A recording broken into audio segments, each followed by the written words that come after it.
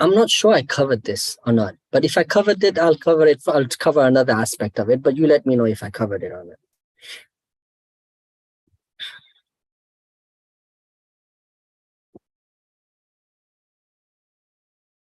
The question is from a person who's trying to protect his gaze and the lengths that he's going to in order to protect it. So he says to the teacher the following, that in order for me to safeguard my gaze, majority of the time or some of the time, I try to stay out of the village. And especially for the prayer of Dhuhr and prayer of Asr, I try to stay out. So somebody said, like, why? What does that got to do with protecting the gaze? And because because I stay out, I don't get Dhuhr and Asr in congregation. This is that the reason being that in front of the masjid there is a water well, talab, hawd.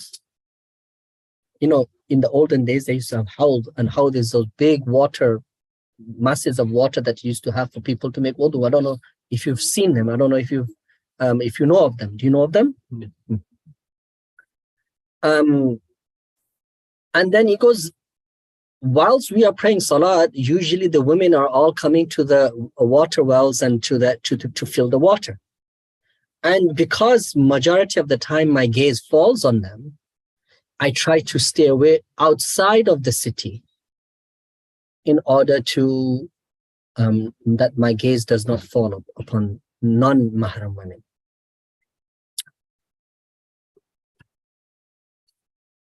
So it goes, the reason is that I didn't want to fall into any type of fitna. So the answer was given. It goes, in the situation that you are asking, so salat is not mu'akkad. It's not necessary, because if you're outside of the city limits, if you're outside of the village, salat is not, the congregational prayer is not necessary, right? It's not wajib, it's not sunnatul mu'akkada. So because you're excused, so you don't have to worry about missing the congregational prayer because of you being outside of the village. But now comes the question that he's doing this on purpose so that he doesn't need to get to the congregational prayer because he wanted to protect his gaze.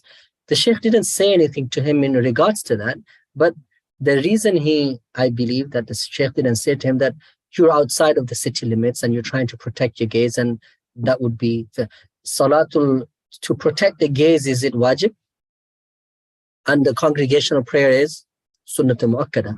So he's saying that if you are doing that, and because you're outside of the city limits anyway, then you're excused from the congregational prayer, and at the same time you're protecting the gaze, so that's fine. Did I mention this last time? I didn't. Now, the next question is quite a long question. It's a one-page question, but the answer is gold. Subhanallah. The answer is diamond. So I have to mention the question in order to go to the answer, what the Sheikh mentioned.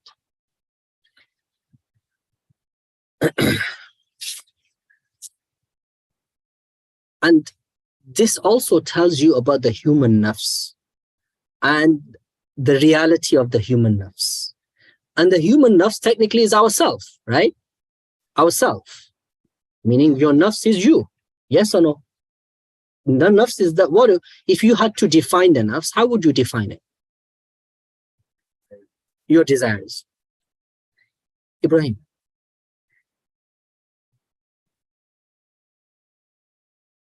True self. Your true self. Okay. What else?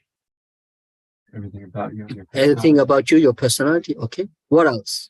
Define. Continue. No, there's no wrong answers. Muhammad. Pardon? Your inclinations. Okay. Sajid, what do you think? Your untamed self. Your untamed self. MashaAllah. What else? By the way, you're all defining it. What else? Gut feeling. Your gut feelings.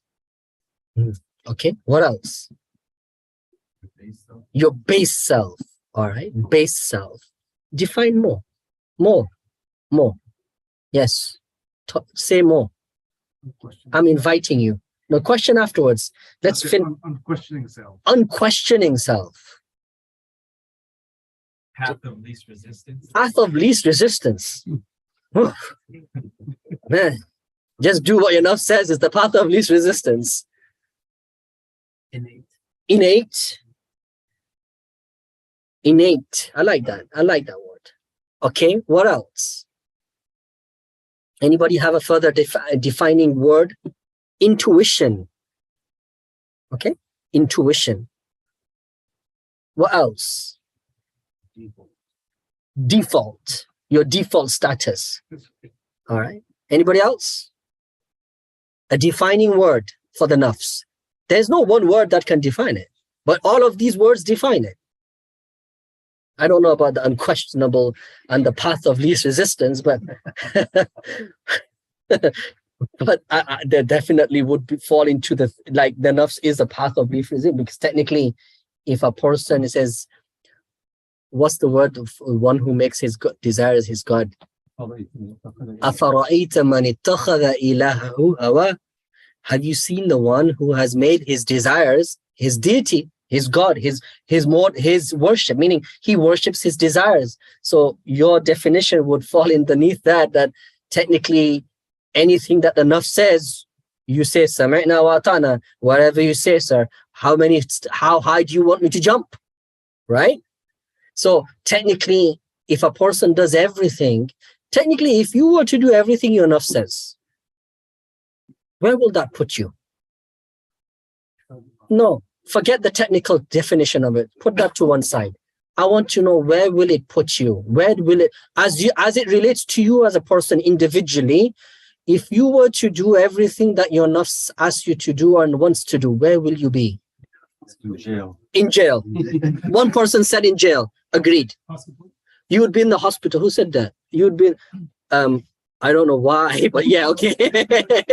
But I will agree with you that you will be in a hospital. But what else? In hell. Could be, well, but we're talking here in this world. But you will be in hell in this world too. But that's right. You will be an animal. Okay, you would be an animal. What else? Where else would you be? They get big trouble. You're in big trouble. You could be very successful. You'd be a slave, somebody says online. Yes? You could be very successful in this world. You could be. You might be successful because some people see it as a positive, right? But at the same time, you'll still be in an internal turmoil, right?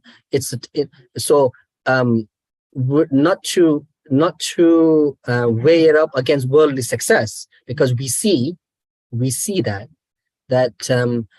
Allah subhanahu wa ta'ala says in the surah where suqufun min fidda. What's the surah? Zukhruf. Surah Zukhruf, right? And that obviously there's worldly success attained to disbelief, but that is connected to disbelief. So yes, that's there. What else? A restless heart. Sir? A restless heart. I definitely agree. You'd have a restless heart. You'd have and you don't need my input to prove that, right? So this person he thought, whatever you thought about your nafs and whatever you thought it was, this person is saying this is what happened. He's saying a story that happened. Now, the story is not a pretty one, but I'm going to say it anyway. So the story, shall I give you the abridged version or the long version? Abridged version. The abridged version is so he goes, listen, I was one day sitting in my house, and in the villages, I don't know if you know village custom. Has anybody lived in a village here? One person, 2 people, 3 people? Okay, village custom. It's not like here people knock on their doors and it's like the neighbors come in, this guy comes in, hey, Assalamu alaikum auntie, and hello uncle, and everybody. It's like a very casual type of an environment. So he goes, somebody online said you would be a loser, and if you were to follow your nafs, you would be a loser definitely in as far as the hereafter is concerned, yes, be destroyed and be the cause of destruction to others. Absolutely. So the village is a casual environment. So this guy goes, my mom was in the room, but she's she had difficulty seeing. She was in the room. One of the girls next came to my house from the from the neighborhood. She says, "Uncle, can you write me this letter?" So I says, Uncle said, "Oh, no problem." Because I was looking at my mom. My mom can't really see properly. I goes, "Yeah, no problem. Come in." Yeah. So he goes, "I thought to myself that I had full control of my nafs." He goes, "I was so confident of my nafs that had somebody, if a non-mahram woman would lie next to me, I would still be able to control. That's how much confidence I had over myself." He goes, "As I was writing this letter, a few minutes didn't pass where my nafs said to me, there's talk in the village that this person who sits standing next to me, her character is not so good. So maybe you want to test her character." Right? The nafs first thing, he goes, "Maybe you want to test her character, see if she's like, So he goes, I immediately said to my nafs, "La hawla wa la quwwata illa billah." How could that be possible? Stuff like, keep on writing the letter. As I was writing the letter, he goes, that that thought became more and more stronger. It took root in my heart until I just I started asking her, I casually started speaking to her. Now, as I knew that I had control over my nafs, suddenly I blurted out and I asked her for a kiss. I asked her for a kiss. As moment I asked her for a kiss, immediately my heart turns towards Allah subhanahu wa ta'ala. I sought forgiveness from Allah subhanahu wa ta'ala, and I immediately removed myself from that area. He goes, I was saved by the grace of Allah subhanahu wa ta'ala, but I now realize that I do not know my nafs. I realize that the confidence I had over myself is not there. If it wasn't for Allah subhanahu wa ta'ala saving me at that moment, things could have gone out of hand. And by the way, as far as writing letters is concerned, I have completely put a stop to it like that. In that case, I do not, I will not do that ever again. This is one page in an abridged version of it, all right? Answer. Because I needed to inform you. So Sheikh answer. Good that you informed me. Very important here. It's good that you inform me. Why? You tell me why. Not me tell you why. You tell me why. Why? Why did the Sheikh say this? And really, honestly, if I was a Sheikh, would have just stopped on this answer, I would have accepted it. It's good that you inform me. Why? Tell me why. You tell me why. Ibra for himself. What else? To see if he's also feeling guilty about it. To see if, he did inform him because he was feeling guilty about it, right? Why? The Sheikh can't help what he isn't told. Sheikh's not alim al-ghayb. Sheikh is not alim al-ghayb. He cannot know the unseen. And number one, he can't help somebody who does not want help. Number one. What else? He's accepting his fault. He's accepting his fault. What else? He's accepting his fault, and further to add on, he's seeking Islah. He's seeking Islah. And because he's seeking rectification, and because he's seeking rectification, Sheikh is saying, good that you told me. Now that you're asking for rectification, you will be. It is a step in the right direction. It is a step in the right direction. If you're going to conceal from the doctor what the sickness is, yeah, man, I've been having sort of dizziness and this and that. Doctor says, does it happen in the morning? Yeah, it sometimes happens. He's not telling him the true story as to why he's feeling all of this, right? He's not telling him that he spent the whole day underneath the sun. He's not telling him afterwards what he did. He's not telling him the whole story, but he's complaining about he's giving the part of a problem to the doctor. The doctor is only going to give you part of the solution. Right? So he goes,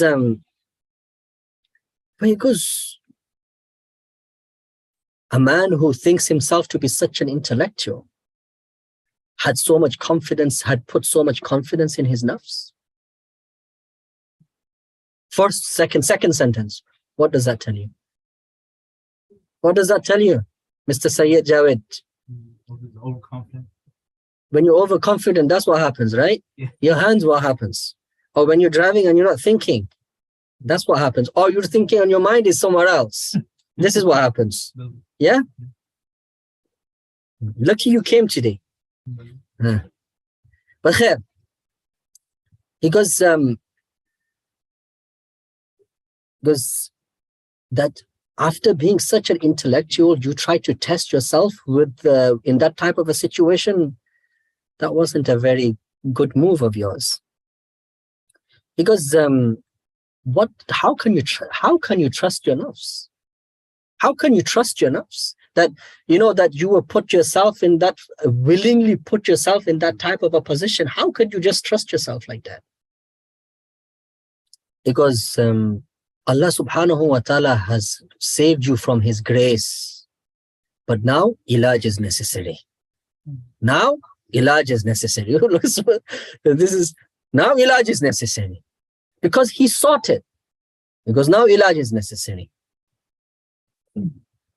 Because the amount of time that you used to dedicate to dhikr and making muraqabah, and the adhkar and the awrad and tasbihat and the durood and etc. etc. etc. Increase half an hour on that. And that half an hour must be dedicated to nafil salat. Half an hour increase, but in that half an hour dedicated to what? Nafil salat. He goes making dhikr and reading tasbih and salat ala nabi, and because this is you find some pleasure in that. There's still some pleasure in the nafs for it. There's still some pleasure in the nafs for it. I want you to actually for now completely leave it. And all the time that you used to doing dhikr, muraqabah, I want you to dedicate, in addition, half an hour. All that has to be dedicated to what now? Nafal salah. It goes, continue this up to the 10th of Muharram. Now, I'm not sure what the date was when it was prescribed. But I am sure that this prescription was not given for 2 days or 3 days or for 5 days. I'm sure of that. It goes, next time your nafs starts taking the easy way out, your nafs takes the path of least resistance, it goes, say to it that I will burden you and put upon you the mujahada of salat. I will put upon you the mujahada of salat. Because then the nafs will very quickly back off. Very quickly back off. This is what the Shaykh said. And mashallah, mashallah, there is such beautiful advice. I want each of you to analyze it. I want each of you to internalize this, what the Shaykh has said to him. And I want each of you to understand that salah inna nashiyat al-layl hiya ashaddu wat'an wa aqwa muqila. That sometimes in order to rectify the rebellious nafs, you have to put it through strenuous exercises. Without these strenuous exercises, it will not come underneath your control. And somehow, even if it submits to be under your control, it's that submission, even that submission is false. And even that submission, when it does submit to you, that, and to think that it has submitted to you and to think that you are in control of it is also a false confidence that you have on yourself. There's no reality to it. The nafs is a habitual sinner. The nafs is in a state of habitually sinning. It actually wants to seek pleasure in different things, different things, and it will seek it out until you do not put some reins on that. It will continue. And the best way to do that is to pray salah, is to pray sunnah, is to pray awwabin, is to pray tahajjud, is to pray all of these extra salat that will increase your hold and grasp and your control over this rebellious nafs. You understand? After look, the strength, the discipline that we put it through in Ramadan. You couldn't imagine putting it through like tonight, or like, okay, inshallah there'll be Qiyamul Layl tonight. You know, like we're just going to casually pray salah. Huh? In addition to the 20 rakat, right? So there'll be 20 rakat tarawih, and then there will be Qiyamul Layl. You'll be the only person standing here. But in Ramadan, it was like different, right? Because you put yourself through some strenuous, you smashed the nafs. When you smashed it, something else came out of it. Something else came. You crushed it, and that crushing, something good came out of it. The more you crushed it, something else will. The more you crush it, something's going to come out of it. And now you don't go running after what comes out of it. Sometimes what happens, a person crushes his nafs and he sometimes feels some ladha, some pleasure, some in his ibadah, and wow, and then he starts running after the pleasure. That pleasure is going to keep running away from you. The outcome and the sweetness, if it comes to you, it comes to you. If it doesn't come to you, don't seek it. But the suppression of the nafs is more important. The suppression of the nafs is more important. As long as there's a continuous stream feeding it, it will continue to grow stronger and stronger and stronger. What are the streams that feed it? Social media. Social media, top one. I think that nowadays social media is like top number one. Number two, what's the streams that feed it?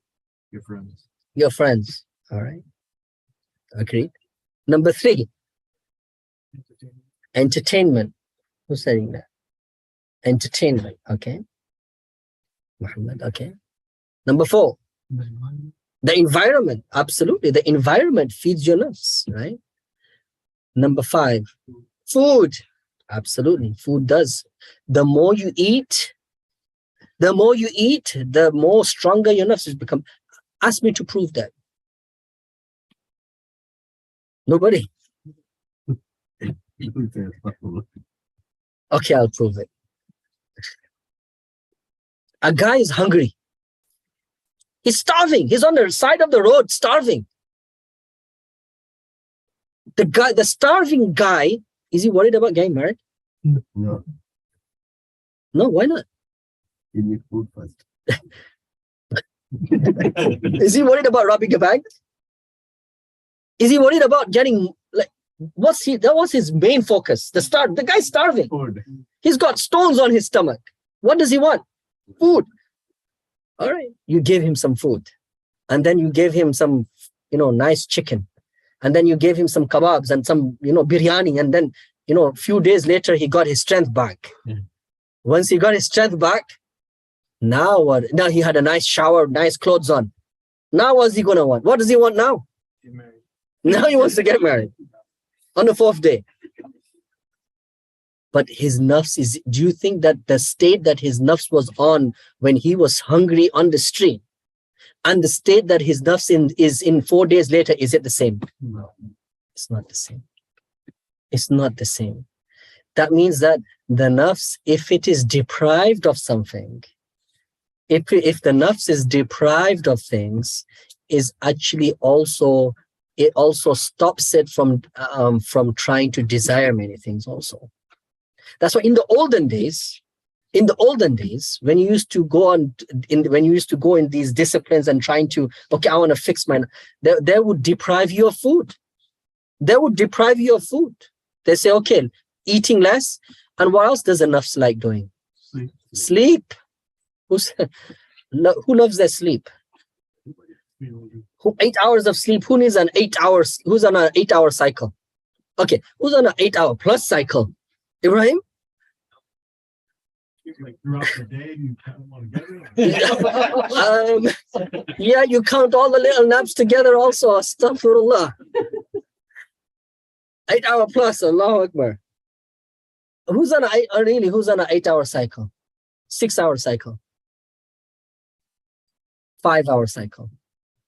5 to 6. 4 hour cycle? 3 hour cycle? Nobody can be like, oh, no way. But even the 4 hours, who put the hand up for the 4 hours? Aqil, Sayyid Javid, what do you do for the rest of the night? You're not married, you don't have, what do you do? I know what hold up, the whole bookshelf that you have of Islamic books, that's what you're studying. MashaAllah, MashaAllah. Mister, you'd rather be sleeping than doing something else. I would rather be sleeping. Yes. You understand?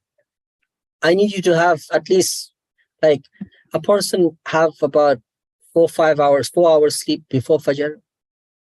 And after Fajr, if you have to go to work, then you have to sleep at least 5 hours before you go for Fajr, right? In the summer, you have to wake up early, right? But, a man who stays awake at night, who's not married, who doesn't have to really go work that early in the morning, let's take a guess what he might be doing, what that person might be doing. Not like he's doing it, but what that person could be doing. What do you think? Watching TV. Many things. Many things. Give me one thing. Wasting time. Wasting time. Okay. How is he wasting time, guys? On his phone. On his phone. Right? He's just browsing on his phone. Right? What else is he doing? Chatting? Inshallah to his wife, right? Laziness. Yes. What else is, look, you'd rather be sleeping rather than, or who plays games at night? Ibu, come on, just say it. Listen, Ashik's been playing games with somebody invisible called Ibu at night. I don't know.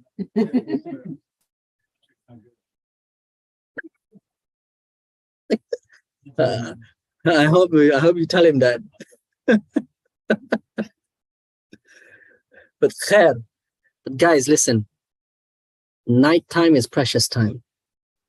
For the young men who are unmarried, and for the unmarried individuals, you should go to sleep. Go to sleep. Because if you continue on your phones and if you waste time, that one thing is, that stream that is going to empower the nafs is there. That nafs is getting stronger and stronger because it's continuously being fed. You've got to cut the streams. You've got to cut what enhances and makes the nafs more powerful. But khair, look, today we ran out of time because we had the nikah and then we had the practice. Jazakallah khair, but inshallah next week we'll continue from there.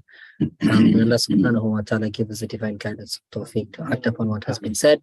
And also, inshallah, we'll do muraqabah after salat, inshallah. Immediately after the sunnah prayer, everybody is sitting muraqabah, inshallah. Jazakallah khair, wa akhiru da'wana alhamdulillahi rabbil alameen. Subhanallahi wa bihamdihi, subhanallahi al-azim. Subhanallah, alhamdulillahi wa la ilaha illallah, wallahu akbar. Wa la hawla wa la quwwata illa billahi al-aliyyil azim.